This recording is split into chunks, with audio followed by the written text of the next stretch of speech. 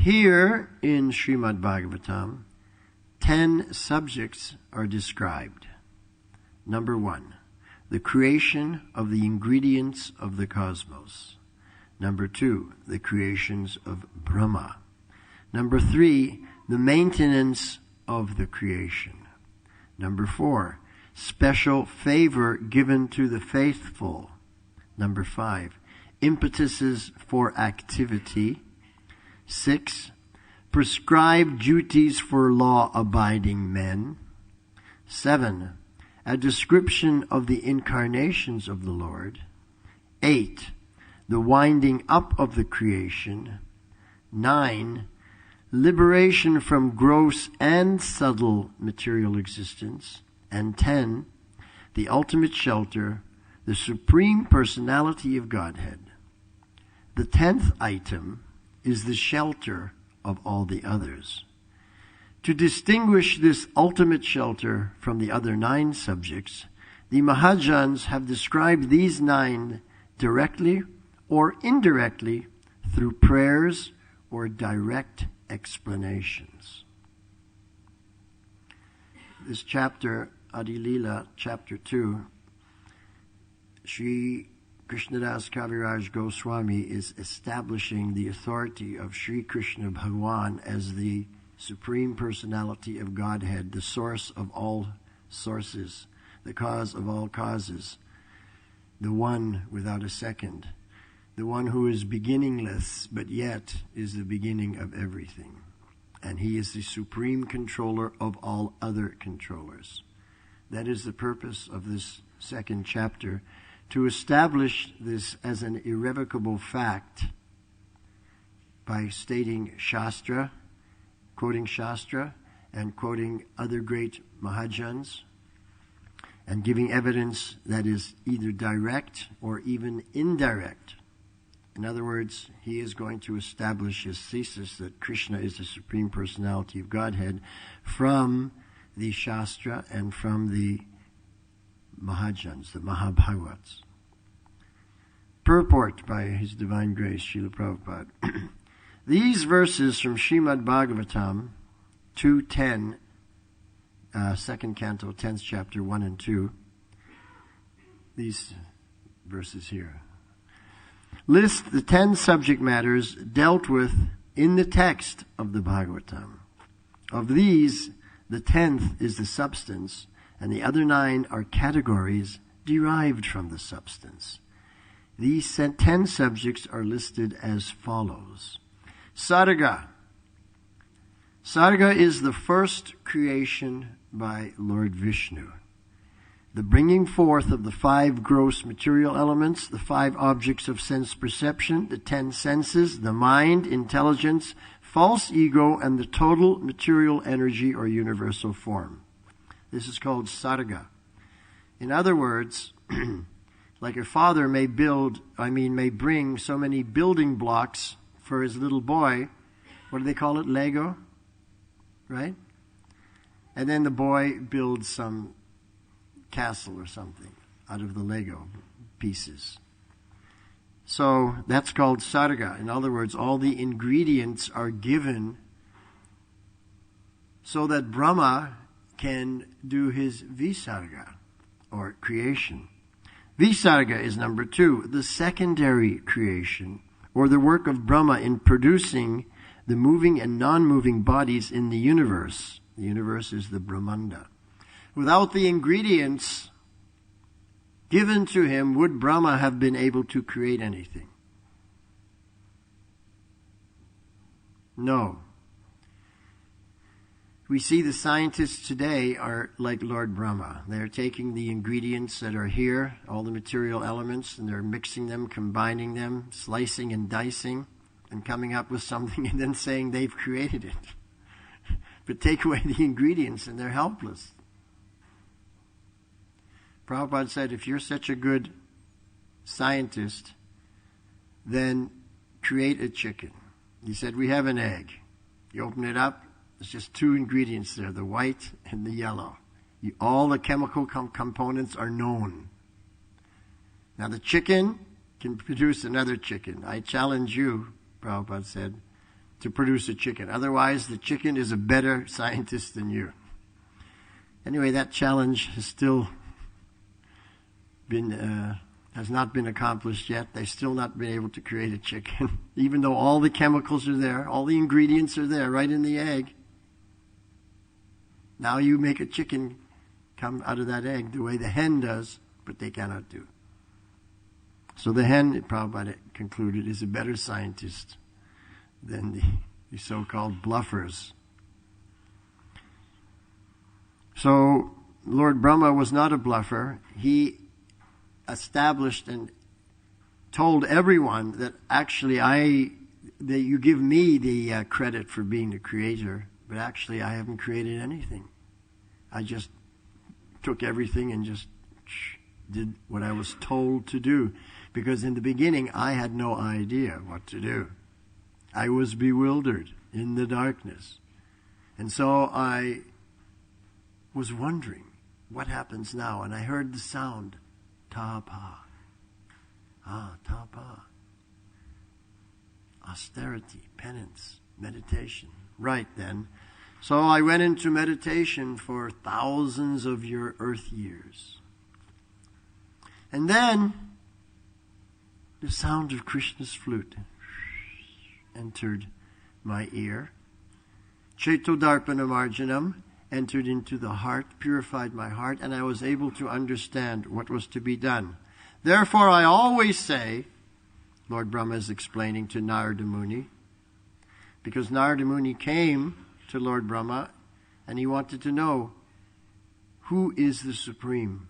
Who is number one? Who is the first candle that lit all the other candles? And the reason I'm coming to you is because you were there in the beginning. All of us came later, but you were actually there. You're the only one who knows. Lord Brahma said, very good question. And his answer was, Ishvara Parama Krishna, Satchit Ananda Vigraha, Anadiradi Govinda Sarva Karana Karanam. The supreme controller of all other controllers. There's so many Ishwaras, and the Ishwara of the Ishwara, in other words, the Paramishwara, is Sri Krishna. And he has a transcendental form, Vigraha, Satchit Ananda, which is eternal, full of knowledge, full of bliss, not like our form. Anadi, he is beginningless, but Adi, he begins everything. And who is he? He's a coward boy playing a flute named Govinda. Sarva Karana Karanam, and this Govinda is the cause of all causes. So Lord Brahma is not like the scientists, but he recognizes his actual position, and he recognizes Krishna's actual position. Third point, by the way, this is called the Das Mul in Bengali, the 10 root subject matters to be understood. Sthana, the maintenance of the universe by the personality of Godhead Vishnu. Vishnu's function is more important and his glory is greater than Brahma's and Lord Shiva's. For although Brahma is the creator and Lord Shiva the destroyer, Vishnu is the maintainer. We create in a burst of inspiration, positive inspiration, and we destroy in a burst of negative so-called inspiration. But maintenance, that's something that you carry on over time. It's not a moment. It's not a burst. But it's a long-term consideration. So here again, Vishnu. Vishnu is maintaining. So Vishnu gives the ingredients.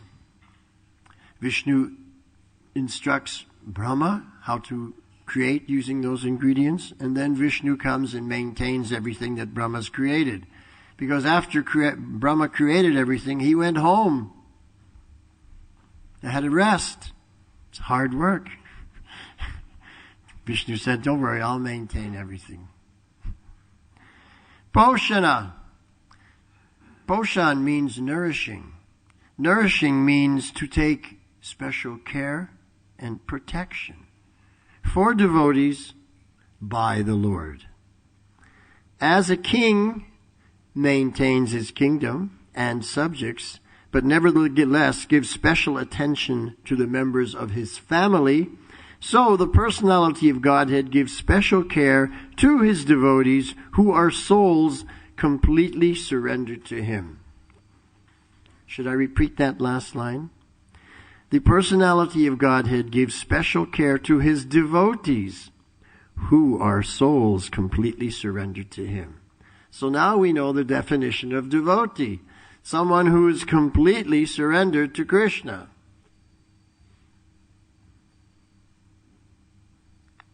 And those people who are completely surrendered to Krishna, Krishna gives special attention, as if they were members of his own family. In Bhagavad Gita, Krishna states this again and again and again.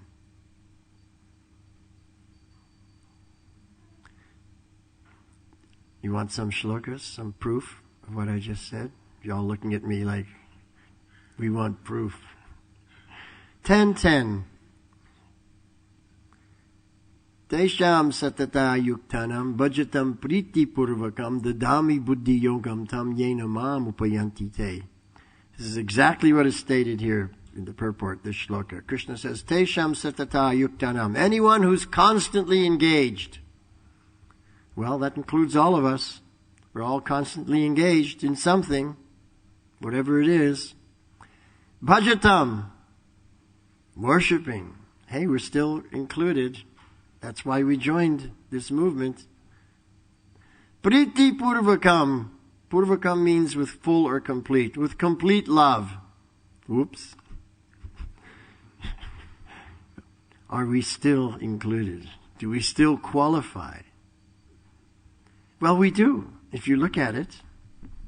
Because priti means the kind of love that a junior has for a senior. In other words, the kind of love that a child has for a parent, for example. Or that the servant has for the master. That's priti.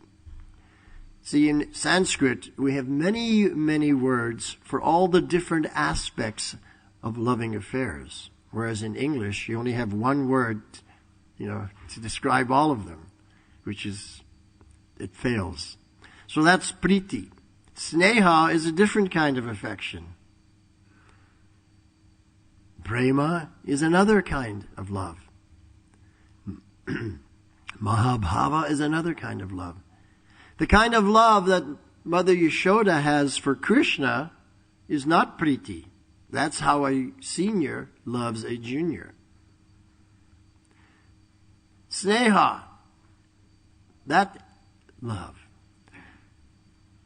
Prema is the love of the devotee for his beloved Supreme Lord Sri Krishna. That we can aspire to.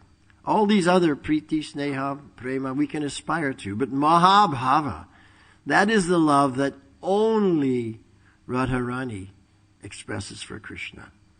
That love is so profound, so deep, so all-encompassing that even Krishna has difficulty understanding that love that Radharani is offering from her heart to him at every moment. Mahabhava. Only Radharani can come to this stage. But we can come to the stage of prema, Krishna prema, which is just below Radharani's love. So you see that in the Sanskrit language, love is such an important consideration that all the different degrees of love have their different names, and you can understand when the word is used, what is the relationship? What is that particular loving relationship? So here we have the loving relationship of priti, priti purvakam. So anyone who's constantly engaged, now are we constantly engaged? How many people chant Hare Krishna every day? That means we're doing it constantly, day after day after day after day. So we qualify. We come in here, we offer obeisances to Radha Gokulananda. That's priti. We're the junior. They're the senior. Is there any doubt about that? I don't think so. Then what happens? Dadami buddhi yogam tam. Krishna says, I give that pure intelligence of yoga. The pure intelligence of bhakti yoga. Why? Yena mam upayanti te, so that you can come to me. Krishna wants you to come to him. So this is poshanam. He's maintaining, he's nourishing. Nourishing means you give nourishment. So that nourishment he's giving in this verse is the buddhi yoga, the pure intelligence. So we'll know what to do and what not to do. Many times when Prabhupada saw people acting in an irrational way, he said, they don't know what to do, they don't know what not to do. But when you're Krishna conscious, you know what to do and you know what not to do. But that is Krishna conscious. Prabhupada told me in 1975, first become conscious, then you can become Krishna conscious. And then he said, don't be Krishna unconscious. You probably haven't heard that term. Because, I haven't found that in any of his books and anything, but I heard it directly with my own ears. He said, don't be Krishna unconscious. Krishna unconscious means you do everything without being there. Like automatic pilot. You just press the button, and the plane flies itself, and you can go out and have a cup of coffee with the air hostesses.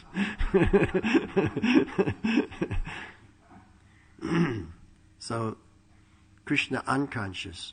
So, my favorite example, we want to know what is Krishna unconscious. Okay, I'm going to tell you right now what Krishna unconscious is. You're chanting your japa, Hare Krishna, Hare Krishna, Krishna Krishna, Hare Hare, Ram Ram, Ram Hare Krishna, Hare Krishna, Krishna Krishna, Hare Hare, Ram Ram, Ram Hare, and all of a sudden you come to the end of the round, the end of the big Krishna bead, and you can't remember, how did I get here? Anybody had that experience? That's called Krishna unconscious. We were somewhere else, unconscious, and the mantra went on. Somehow we trained up the fingers to keep pulling these things and the lips to keep, babbling away. And then we come to the end and we come back to consciousness. Oh, I just finished the round. I don't know how it happened, but anyway, boop. One more counted.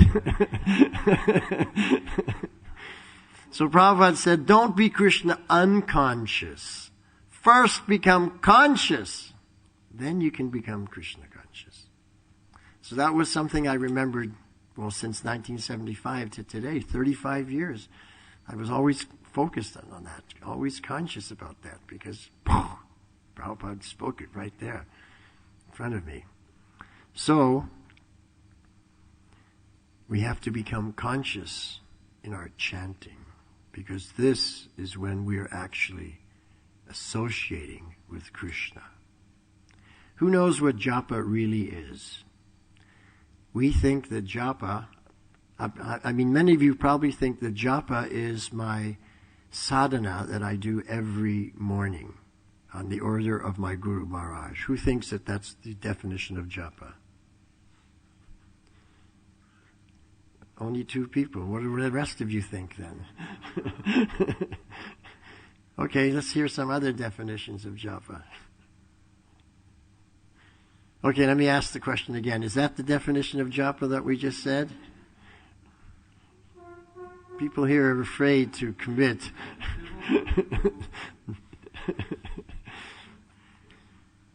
Well, this is what japa really is. It's your one-on-one, personal, private darshan with Krishna. To make that clear, imagine this scenario.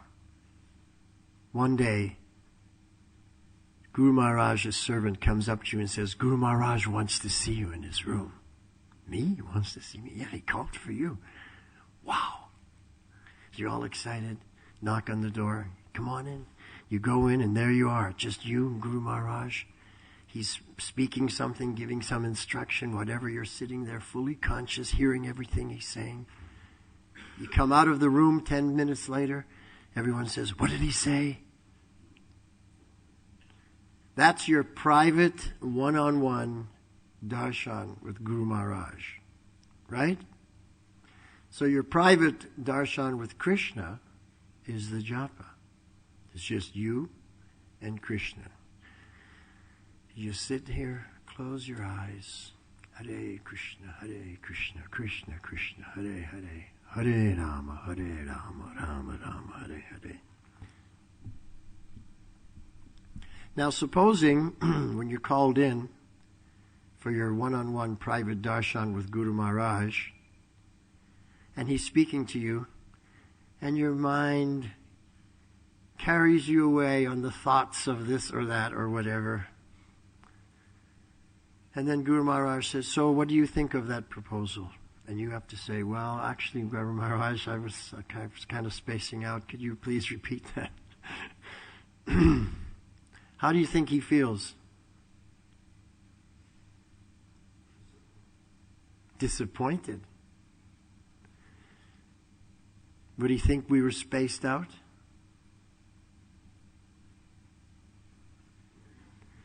Would he think maybe that we were being rude?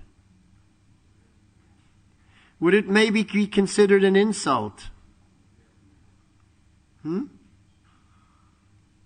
So why are we doing this every day to Krishna? This is what you have to ask yourself. There is a remedy. The remedy is to become conscious. Because once you become conscious, you can become Krishna conscious. Anyway, that's a whole subject by itself.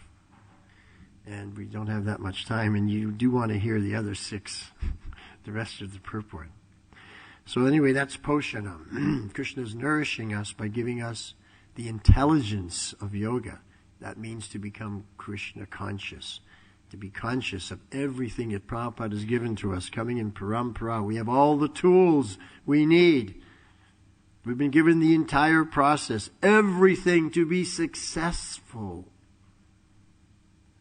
So that at the end of life, we go back home, back to Godhead. Because that was the mission given to Srila Prabhupada by Sri Krishna. Go down to the material world, establish Lord Chaitanya's mission worldwide on planet Earth, and bring these conditioned souls back to the family. We're all the family members. Krishna wants his family back home.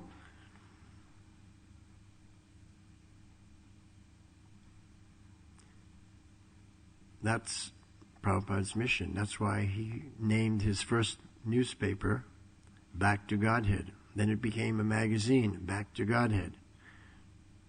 Back to Godhead. Anybody heard that phrase before? That's our goal. That's why we're here, to go back to Godhead. But what happens if you don't go back to Godhead? What happens if you take birth again? Then another verse applies to you. Om agyanti mirandasya gyananjana shalakaya chakshurun militam jena tasmai sri guruve namaha. If you take birth again, you are born in the deepest darkness of ignorance with your eyes closed shut. What does that mean? It means that everything you know today, you forget. As soon as you're born and you're in your mother's arms, you forget everything. She has to feed you. You forget how to eat on your own. She has to bathe you. She has to clothe you. You can't even walk. You can't talk. You can't read. You can't write. You can't even speak. You have no idea. You just babbles certain syllables trying to talk. You've forgotten it completely. Om Gyan Timirandasya. Ignorance, Agyan Timirandasya, in the darkness. You don't even know how to go to the toilet. You forget that. For 3 years, you have to wear Pampers. Isn't it? Nappies, they call it here, right? So each and every one of us, we've been given the free choice by Sri Krishna, by the mercy of Sri Chaitanya Mahaprabhu and Srila Prabhupada, to go back home, back to Godhead. We have that option. We now have all the tools. We have the process. We can now go back home, back to Godhead. But there's always a choice in the material world. So you're either going back to Godhead or back to nappies. That's your choice. Back to Godhead or back to nappies, back to Pampers. You think it's funny? It won't be when you're in those Pampers. How many people want to go to school again? Nursery school. You ready for that?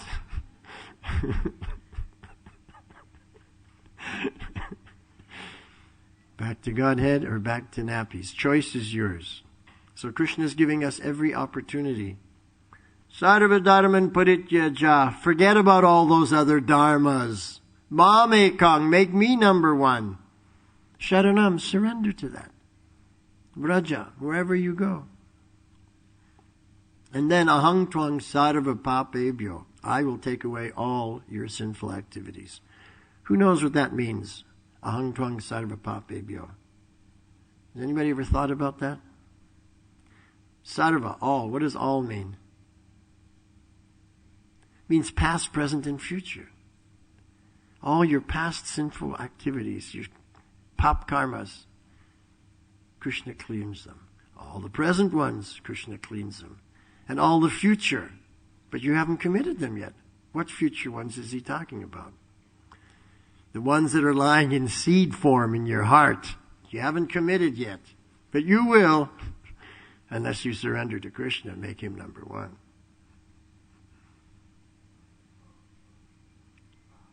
Krishna wants to be number one in your life. We don't have time to go through every single verse. I'll go through another one. Ananyas chintayantu mam ye jana parupashate tesham nityabhiyuktanam yogakshemam vahamyaham. Ananyas chintayantu mam. Don't have any other thought except for me. That means mam ekang, make me number one, right? Isn't it? Have no other thought except for me. Ye jana parupashate, any person who worships me in that mood. Tesham nityabhiyuktanam, I consider such people to be always connected to me.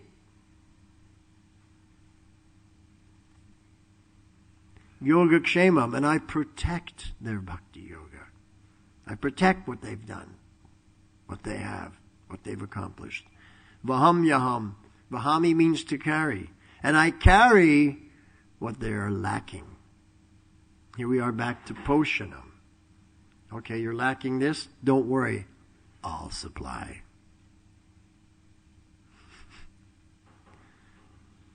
This is Sri Krishna. So Krishna really wants to have a relationship with us. He wants us to make him number one in his life. So many verses in Gita. Krishna wants each and every one of you to make him number one in your life. Now, why does Krishna want you to make him number one in his life, in your life? Why does he want to do that? Is it because he's lonely? No. Okay. Maybe Krishna has low self-esteem? Well, then why?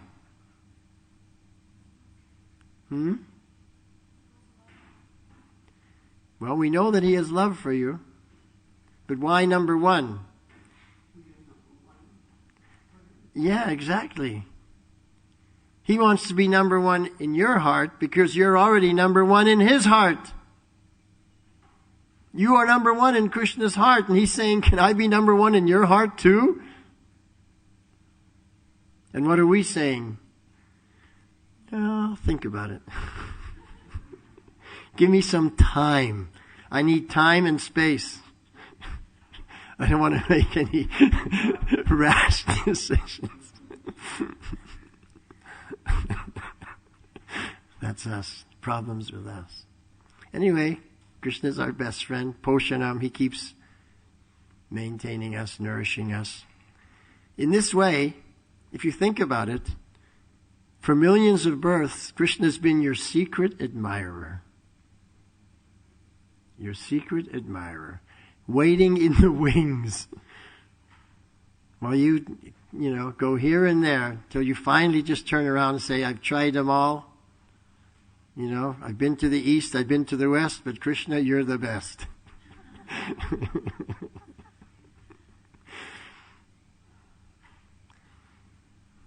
Uti is number 5. The urge for creation or initiative power that is the cause of all inventions according to the necessities of time, space, and objects. This is a subject matter of the Bhagavatam. The urge for creation or for any power to initiate anything. And that this is the cause of all inventions. According to time, place, and circumstance, Desh Kal Patra. And this is coming from Krishna. You all know that famous story. Shrutakirti tells it, that he was on the plane one time with Srila Prabhupada. And then after they'd served out everything and everyone had eaten, devotees had taken their prasad, they put on the movie. So Shrutakirti said, okay, here comes the movie. Movie is Maya. Let me close my eyes, shut my ears, chant japa, Hare Krishna, Krishna Krishna, Hare Hare. Ignore the movie. He's chanting japa. He's hearing the music and everything. And all of a sudden, he hears Prabhupada chuckling. And then Prabhupada's laughing. He opens his eyes and looks. Prabhupada's watching the movie. He's shocked because he always thought movies are Maya. So it happens to be a Charlie Chaplin movie. Prabhupada's enjoying it. So then Shrutakirti asked Prabhupada about this. Prabhupada said, yes, when I grew up, I would like very much Charlie Chaplin. So Shrutakirti says, but my understanding was that this is Maya, has nothing to do with Krishna. And anything that doesn't have to do with Krishna is Maya. Everybody agree with that? Yeah? If it doesn't have to do with Krishna, it's Maya, right? We're all on the same page? So Shrutakirti presented that to Prabhupada. And what was Prabhupada's answer? That Charlie Chaplin displayed a unique humor that was so profound and so different and unique than anyone else that it was a spark of Krishna's splendor. That it was Krishna's energy. Otherwise, no human being on their own without Krishna's Shakti could be so innovative and so creative and so original and so humorous at the same time. So Prabhupada saw it with an eye for Krishna consciousness. Anyway, that's Uti. Number 6, Manvantara. The regulative principles for living beings who desire to achieve perfection in human life. The rules of Manu, as described in the Manu Samhita, guide the way to such perfection. So regulative principles are there for all living entities in different traditions, different situations, different civilizations, different cultures. Prabhupada refers to the Manu Samhita. We have our Bhakti Rasamrita Sindhu. We have our regulative principles coming in parampara from Sri Chaitanya Mahaprabhu, the 6 Goswamis. These are the principles to regulate our life in such a way that we are preparing ourselves to go back to Godhead. Because if we don't prepare ourselves to go back to Godhead, what happens? We go back to nappies. So this is called Manvantara. And the personalities, the Manvantaras, they're called Manvantaras, Manus. We're right now in the Vaivasvata Manu. He's our Manu right now. And we follow these. He's the guide, these rules, these principles to guide us to the goal. Isha anukata. Isha anukata. Isha means the controller, the supreme. Scriptural information regarding the personality of Godhead, His incarnations on earth, and the activities of His devotees. Scriptures dealing with these subjects are essential for progressive human life. Isha anukata. So this is the Harikatha, Krishna Katha. Topics about Krishna, hearing about Krishna Nam, the holy name of Krishna. Krishna Roop, the beautiful forms of Krishna. Krishna Guna, the beautiful qualities of Krishna. Krishna Lila, the beautiful pastimes of Krishna. Krishna Dham, the beautiful holy residence of Krishna. Krishna Sandesh, the wonderful teachings of Krishna. Krishna Bhakta, the wonderful devotees of Krishna. Krishna Prasadam. We have a very special relationship with Krishna Prasadam. It's also Krishna.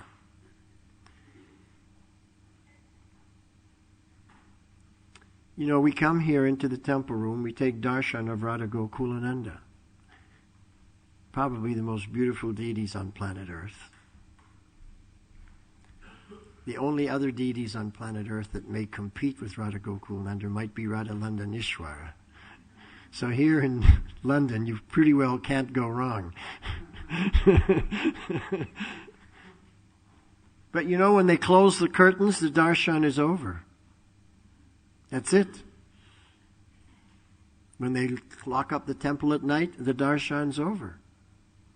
No matter, you may want more darshan, but that's it. The conch blows and the curtains close. But with prasadam, that's another darshan of Krishna. Not darshan through the eyes, but darshan through the tongue and the belly. And when the conch blows, you also go, but you take that darshan with you. You take it with you wherever you go. For the next 3 or 4 hours, that darshan's with you. So it's a longer, more deep and profound darshan. Then there's another darshan for the ears, which is Harinama, Harinama eva kevalam, kalo nasteva, nasteva, nasteva, gatiranyata.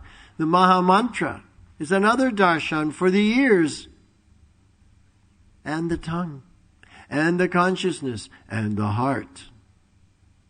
And that darshan you can have 24 hours a day.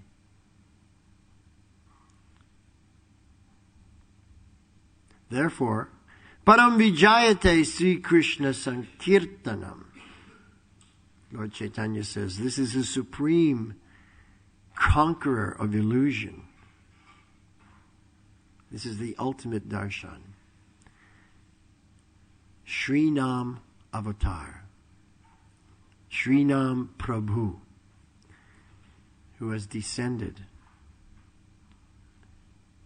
so that we can have 24-hour darshan with Krishna. So that we can have our private, one-on-one, intimate darshan with Krishna every day. Where we stop all social interaction and we're just alone with Krishna. That's japa, right? Yeah? We agree? Is that japa? Yes? So if that's japa, then what is kirtan?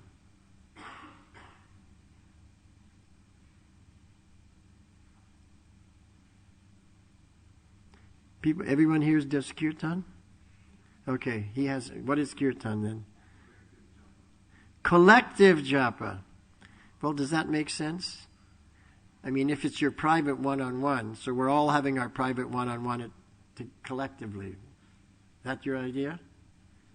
We're all in the same room, but we're all privately with Krishna, right? Well, I suppose that's a valid point.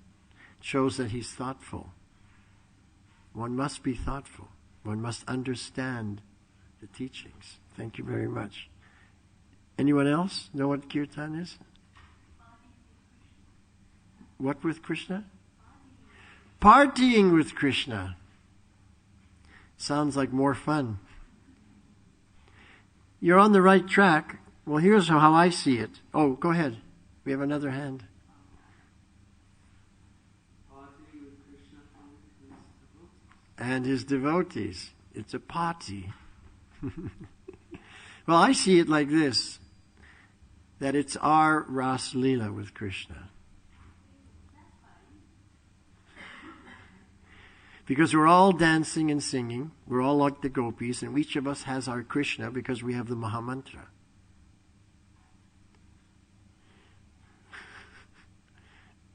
So it's like Ras-lila.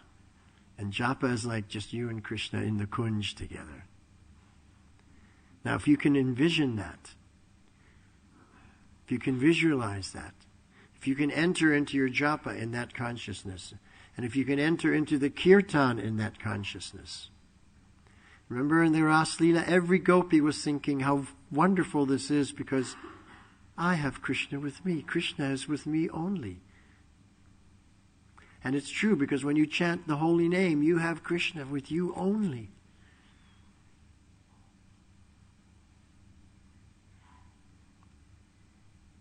And the more intensely we chant that holy name, the tighter is our embrace with Sri Krishna. The more lovingly we chant that holy name, Hare Krishna, Hare Krishna, the more we're in the embrace of the Lord, tighter and tighter, sweeter and sweeter, closer and closer. The increase of love, reciprocation. So, from the Ishanukata, from the instructions coming from the Mahabhagavats and from the Shastra, we understand these principles. We have the tools. We have the process. All we need is the understanding. Then we can apply. Like, for example, this Shastra. How many people in this room would say that the Shastra is simply theoretical? How many people would say it's practical? How many people are too tired to raise their arms? Well, I'll tell you something. It's theoretical. Everything in Shastra is theory until you apply it. Then it becomes practical. So it may be practical for one and just theory for another. How much are you applying? It reminds me one time when one gentleman came to see Prabhupada in Bombay. It was a darshan. And then during this darshan, this gentleman raised his hand. Prabhupada acknowledged him. He said, Swamiji, I have memorized the entire Bhagavad Gita. I can recite the entire Gita by heart in 1 hour. Prabhupada said, that's okay. No, he said, that's all right. That's what he said. That's all right. But can you live Bhagavad Gita for 1 hour? Can you live Bhagavad Gita for 1 hour? Just reciting it is theory. Living it is practical. The 8th principle discussed in the Bhagavatam is Nirodha, the winding up of all energies employed in creation. Such potencies are emanations from the personality of Godhead who eternally lies in the Karana ocean. The cosmic creations manifested with his breath are again dissolved in due course. We all know, there it is right here in this photo, the painting, Karnadakshayi Vishnu lying on the causal ocean, and as he exhales, so many universes come into being, into manifestation, and as he inhales, they all become unmanifest again into his body. So, Nirodha means the winding up of all energies that are employed in creation. It also means death. That's the winding up of our energy.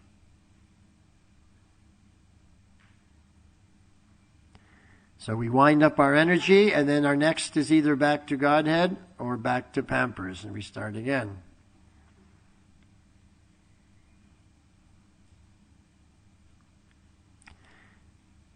So what does back to Godhead mean? That's number 9.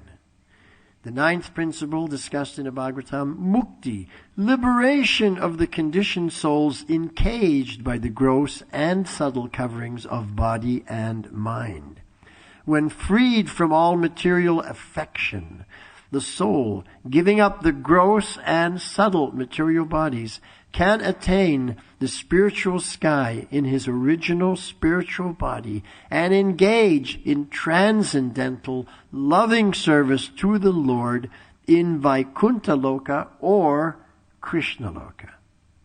When the soul is situated in his original constitutional position of existence, he is said to be liberated. It is possible to engage in transcendental loving service to the Lord and become Jivan Mukta, a liberated soul, even while in the material body. Even in the material body? Because the definition is when we're situated in our original constitutional position of existence.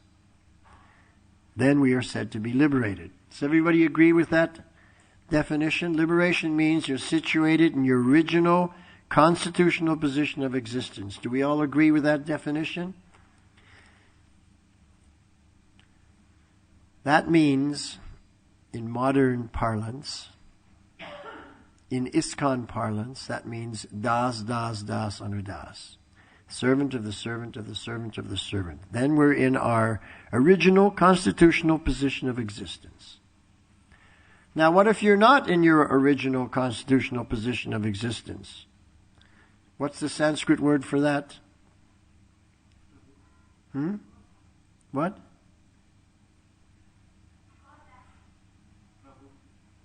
No, when you're not in your original constitutional position. What's the Sanskrit word for that when you're not?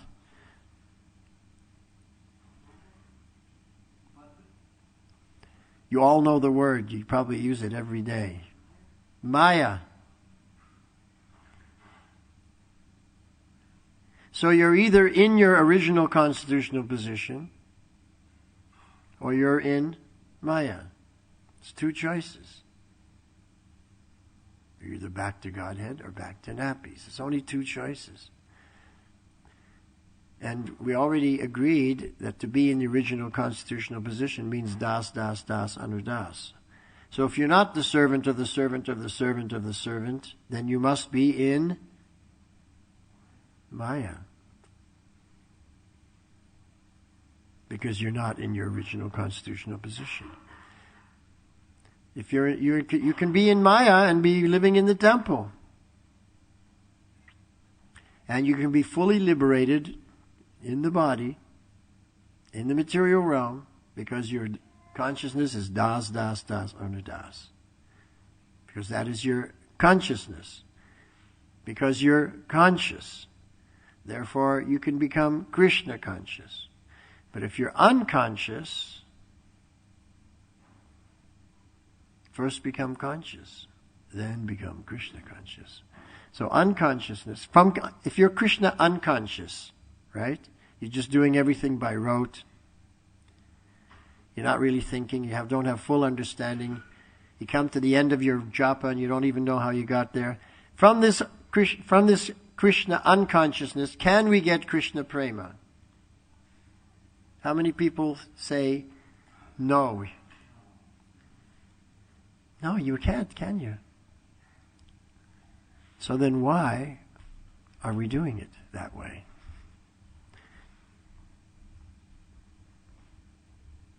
I come here to get Krishna prema, but I'm doing it wrong. Because the way I'm doing it, I'm not going to get Krishna prema. In Sanskrit, that's called shrama eva hi kevalam. Simply a useless waste of time. Shrama means waste. Eva means certainly.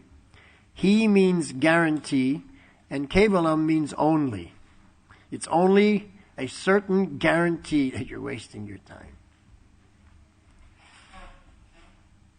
Who knows? Who remembers that shloka, where the last line is Shrama Eva Hi Kevalam? If Anukamtam, it's stated that whatever you're doing, if it does not open the heart and bring out divine love for Krishna, who is glorified by beautiful shlokas, Shunvata Swakata Krishna, if that doesn't bring out our love and our admiration and our complete surrender to Krishna, then whatever we're doing is Shrama Eva Hi Kevalam, simply a useless waste of time. Because you won't be going back to Godhead, you'll be going back to Pampers. And then it was a waste of time. Now, how many people in this room have a firm conviction that this is their last life and they're going back to Godhead in this life and nothing's going to stop me? How many people have this mood? Just two of us? Okay, there's a few others now. Ladies, what's happening? Because if you don't have that conviction, you're not going to get there. If you're thinking, well, maybe next life, then it will be next life. It's back to Pampers. And you'll forget everything. You have to start from scratch. Why do I say start from scratch when Krishna says in Bhagavad Gita that there's no loss or diminution? Am I wrong? Is Krishna wrong? Or are we actually agreeing, but from a different perspective?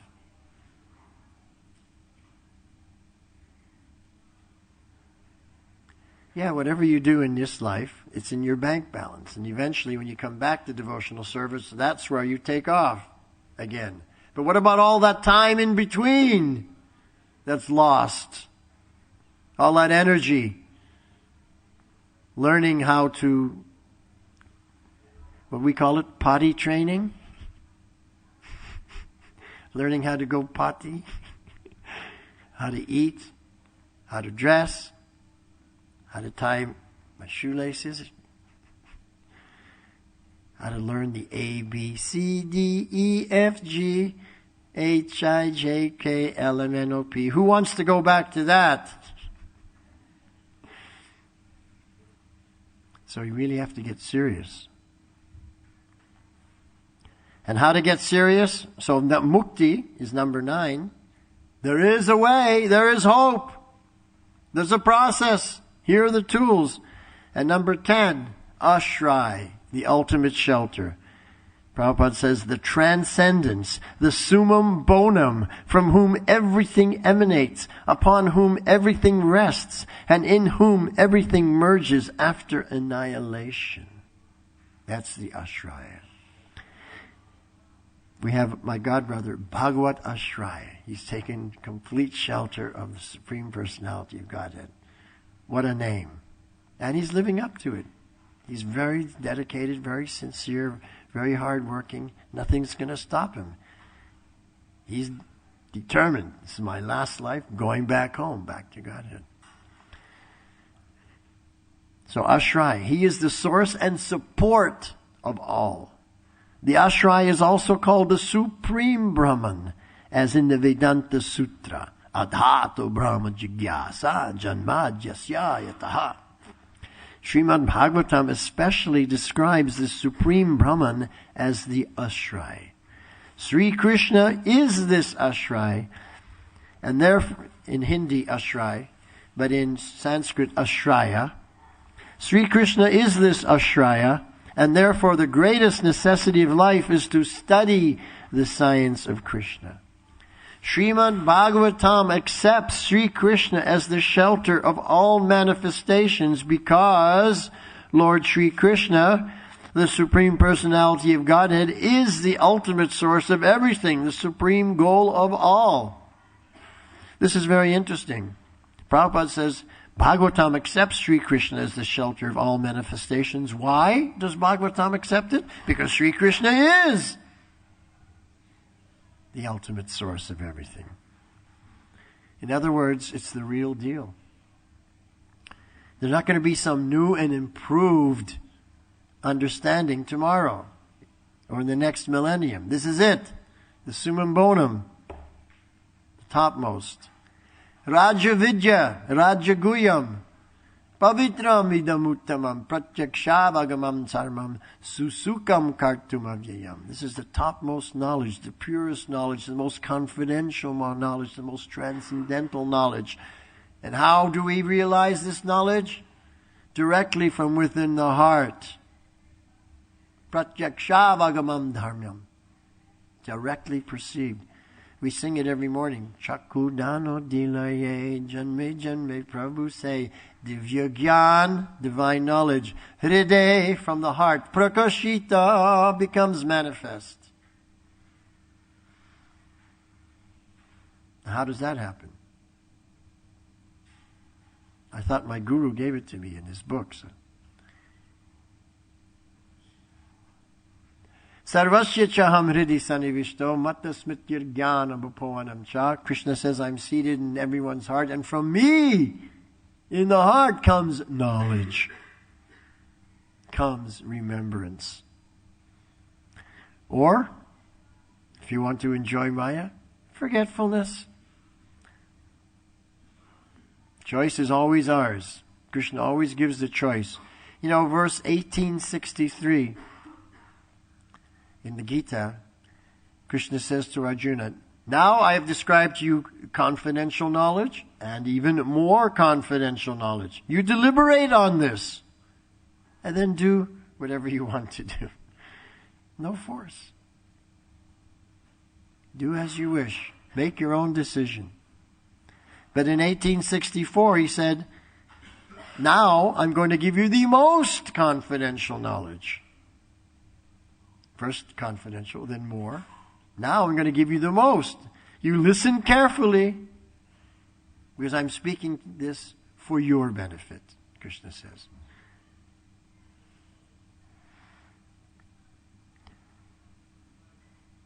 So just to finish the last paragraph of the purport, Prabhupada says, two different principles are to be considered herein, namely ashraya, the object providing shelter, and ashrita, the dependence requiring shelter.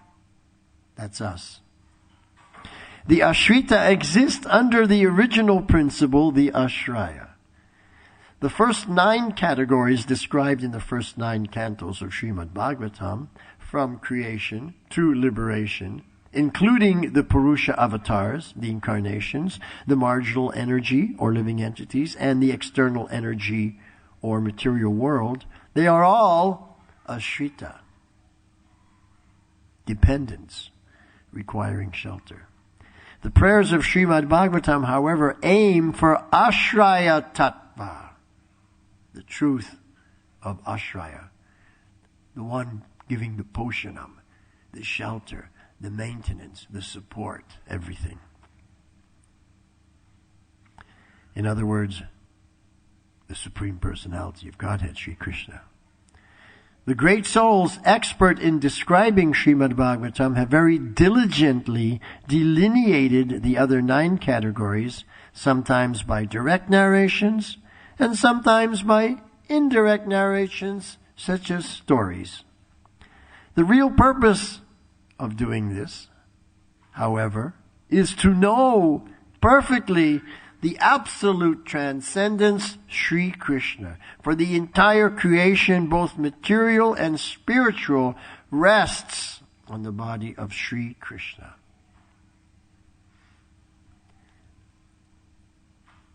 Now, we have heard this. It is entered into the ear, into our consciousness, and into our heart. And this is called information. We have this information now of the 10 principles that are being taught in the Srimad Bhagavatam. We also have information that the first 9 principles are the ashrita, or they're dependent on the 10th principle, the ashraya, the support, the object providing shelter. We all have that information now, yes? When does that information become knowledge? Sorry? Okay, when it's understood, when we put it into practice. That means we've understood it. Well, people have understood it, put it into practice, and then they left. Went back to... So it means that they didn't really understand it. Yeah. They thought they understood, or we thought they understood, but it wasn't real understanding because they gave up. You know what they say in America? Quitters never win. And winners never quit. You know what else they say? Every saint has a past. Every saint has a past. And every sinner has a future. Every sinner has a future. So, your future is bright. Take this information, live it, just like Krishna said, like Srila Prabhupada said to that gentleman, can you live Bhagavad Gita for an hour? Let's live these teachings for more than an hour, and then it becomes knowledge. Okay? When does knowledge become wisdom?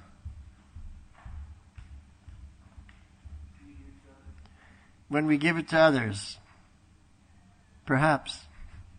People who have given it to others have also gone back to the material world and just think that Srila Prabhupada was a nice old gentleman from Bengal giving his own religion. So that doesn't mean that they had wisdom. When is it wisdom? When does knowledge become wisdom? Well, when it's been applied for a very long time, it may also still be knowledge. There's no guarantee it'll become wisdom. It may be, or it may not be. Well, hang on, let him finish. Sorry? When it can change many people's hearts. Okay. Sorry? In the mood of surrender. Someone here? When it's realized. These are all correct, but can I give another meaning? My understanding, wisdom is when your every thought and your every word and your every deed is the same. That's wisdom. Now you become living truth. You're not just speaking about it, you are it. Your every thought, your every word, your every action is Krishna conscious, fully Krishna conscious. That's wisdom. So we're meant to be there. And it's not difficult because the Maha Mantra does all the work for us. All we have to do is allow it to enter into the ear so it can enter into our consciousness and purify our heart. It will do all the work. We just have to open up and allow the mantra to come in and take over our life, take over our heart, take over our consciousness, take over our motivation. And then, Cheto Darpana Marjanam, all the anarthas disappear. What happens when all the anarthas disappear? Well, you become a pure devotee. That's what happens. You become so attached to Krishna, you develop such a taste for Krishna, your bhava, you're always just fully in emotional ecstasy about Krishna, and then gradually just prema, divine love.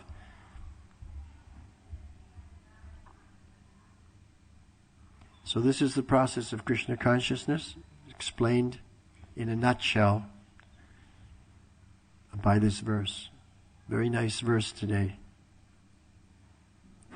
Nice verse today? We've learned a lot today, yeah? Very wonderful. Shri Chaitanya Charitamrita ki. Any questions?